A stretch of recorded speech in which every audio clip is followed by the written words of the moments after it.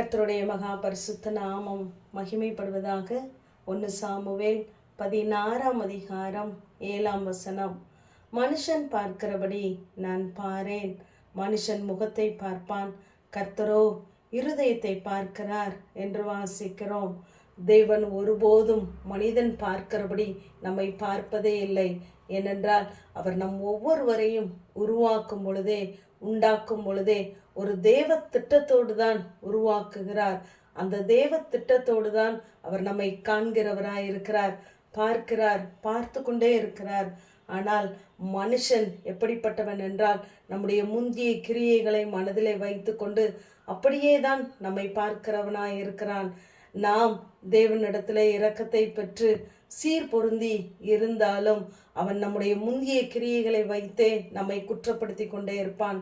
அவர்களை நாம் திருப்திப்படுத்த வேண்டும் என்பதற்காக ஏதேதோ காரியங்களை நாம் செய்து கொண்டு இருக்க வேண்டாம். கர்த்தருடைய பார்வையிலே நான் எப்படிப்பட்டவனாய் இருக்கிறேன், கர்த்தருடைய பார்வைக்கு நான் பிரியமாய் இருக்கிறேனா என்பதை மாத்திரம் நாம் சிந்தித்து செயல்படும் பொழுது அவர் நம்முடைய வழிகளை பார்க்கிறவர், நம்மை சீர்தூக்கி பார்க்கிறவர். அவர் நம்மை பார்த்து கொண்டே இருக்கிறார். அவர் உயர்ந்தவராய் இருந்தும் தாழ்மையுள்ள நம்மை நோக்கி பார்க்கிறார் என்று சங்கீதக்காரன் சொல்லுகிறார். நீதிமொழிகளிலே நாம் பார்க்கும் பொழுது மனுஷனுடைய வழியெல்லாம் அவர் பார்வைக்கு செம்மையாய் தோன்றும், கர்த்தரோ இருதயங்களை நிறுத்து பார்க்கிறார் என்று சொல்லி பார்க்கிறோம். அநேக நேரங்களிலே நம்முடைய வழிகள் நமக்கு செம்மையாக சரியாக தோன்றும்.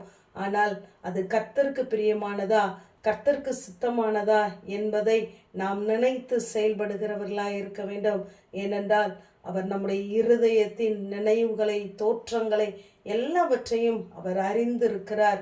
யோபு சொல்லும் பொழுது கர்த்தருடைய கண்கள் மனுஷனுடைய வழிகளை நோக்கி இருக்கிறது, அவனுடைய நடைகள் எல்லாவற்றையும் அவர் பார்க்கிறார் என்று சொல்கிறார். நாம் எதை பார்க்கிறோம், எதை சிந்திக்கிறோம், எங்கு நிற்கிறோம், நம்முடைய இருதயத்தின் நினைவு என்ன, எல்லாவற்றையும் அவர் பார்த்து கொண்டே இருக்கிறார். யோபு 16ஆம் அதிகாரத்திலே என் சத்துரு கொடிய கண்களினால் என்னை பார்க்கிறான் என்று சொல்லி நாம் வாசிக்கிறோம். கர்த்தருடைய பார்வை எப்படிப்பட்டதென்றால் நம்மை சீர்திருத்துவதற்காகவே அவர் பார்க்கிறார். ஆனால் சத்துரு நம்மை விழப்பண்ணுவதற்காகவே நமக்கும் தேவனுக்கும் இடையே உள்ள தூரத்தை அவன் பயன்படுத்தி கொள்ள பார்க்கிறான். அவன் கொடிய கண்களினால் பார்க்கிறான். ஆனால் நம்முடைய தேவனாகிய கர்த்தர் நாம் கோடி மடங்கு ஆசீர்வதிக்கப்பட வேண்டும் என்பதற்காகவே அவர் நம்மை பார்க்கிறவராய் இருக்கிறார்.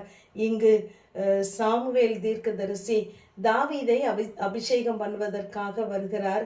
ஆனால் அங்கு தேவனுடைய பார்வைக்கு உட்பட்டதான, தேவ திட்டத்திற்கு உட்பட்டதான தாவீது அங்கே இல்லை. இப்பொழுது சாமுவேல் ஈசாயின் இடத்திலே போய் இவ்வளவுதானா உன் பிள்ளைகள் என்று கேட்கிறார். அதற்கு ஈசாய் சொல்லுகிறார், இன்னும் ஒருவன் இருக்கிறான், அவன் ஆடுகளை மேய்த்து கொண்டு இருக்கிறான் என்று சொல்லுகிறார். தகப்பனுக்கு தன்னுடைய மகனுடைய பெயரை சொல்லுவதற்கு கூட அங்கு மனமில்லாமல் போனது. ஆனால் கர்த்தர் ஒருவனை உயர்த்த வேண்டும் என்று நினைத்து பார்த்தார். ஆனால் ஆடுகளை மேய்த்து கொண்டு இருந்த அந்த தாவீதை அரசனாக மாற்றினார், சகோதரர்களுக்கு முன்பாக அபிஷேகித்தார். ஆகவே நம்முடைய வாழ்க்கையிலே மனிதனுக்கு பிரியமாய் நாம் நடப்பதை விட்டுவிட்டு கர்த்தருடைய பார்வையிலே நான் எப்படிப்பட்டவனாய் இருக்கிறேன் என்பதை நாம் பார்க்க வேண்டும். ஆகா பொல்லாத ராஜாதான், ஆனால் அவன் தாழ்த்தினதை, அவனுடைய இருதயத்தை தேவன் பார்க்கிறவராய் இருந்தார். இங்கு நாம் தானியேலை குறித்து பார்க்கும் பொழுது அவன் 3 வேளை ஜெபிக்கிறவன் தான், தீர்மானத்திலே உறுதியாய் இருக்கிறவன் தான், சொப்பனத்திற்கெல்லாம் அர்த்தம் சொன்னவன் தான், விசேஷித்த ஆவியை உடையவன் தான். ஆனால் மனுஷனால் ஒரு குற்றம் கூட கண்டுபிடிக்க முடியாத அவன் தேவ சமூகத்திலே போய் என் நீதியை அல்ல, உடைய மிகுந்த இரக்கங்களை நம்பி உமக்கு முன்பாக என்னுடைய விண்ணப்பங்களை ஏறெடுக்கிறேன் என்று தன்னை தாழ்த்துகிறான். அதை தேவன் பார்க்கிறார். ஆகவே அவன் வேண்டிக் கொள்ள தொடங்கிய போதே கட்டளை வெளிப்பட்டது.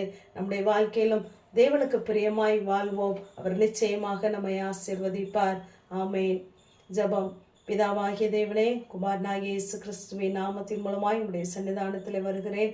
கர்த்தரோ இருதயத்தை பார்க்கிறார் என்ற வேத வார்த்தையின்படி எங்கள் இருதயங்களை ஆராய்ந்தறிகிற தேவன் கிரியையில் ஏற்ற பலனை தருவீராக. இயேசுவின் முழு ஜெபங்களிலும் எங்கள் நல்ல பிதாவே.